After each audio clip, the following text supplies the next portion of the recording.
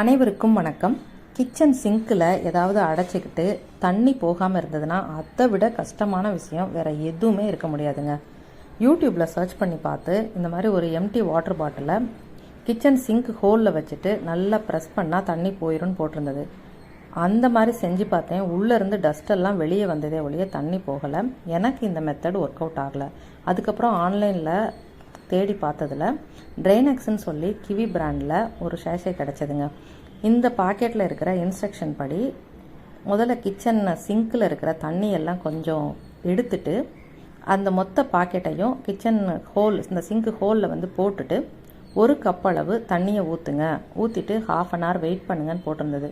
நானும் அதே மாதிரி செய்யலான்னு 1 கப்பு தண்ணி ஊற்றினேங்க. முதல்ல தண்ணி போகிற மாதிரி இருந்தது. அப்புறம் பார்த்தா கொஞ்சம் நின்னது. சரி 1/2 hour வெயிட் பண்ணுவோம் அப்படின்னு பார்த்தா ஒரு 5 நிமிஷத்துலேயே எல்லா தண்ணியும் போயிருச்சுங்க. அதுக்கப்புறம் ஒரு 2-3 கப்பு தண்ணி ஊற்ற சொன்னாங்க. நானும் அது மாதிரி ஊற்றி பார்த்தேன். அதுக்கப்புறம் தண்ணி எந்த அடப்பும் இல்லாமல் நல்லா போயிடுச்சு.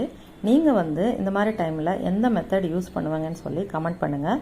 உங்களுக்கு இந்த லிங்க் வேணும்னு சொன்னால், ப்ராடக்ட் லிங்க் வேணும்னா லிங்க்குன்னு சொல்லி கமெண்ட் பண்ணுங்கள்.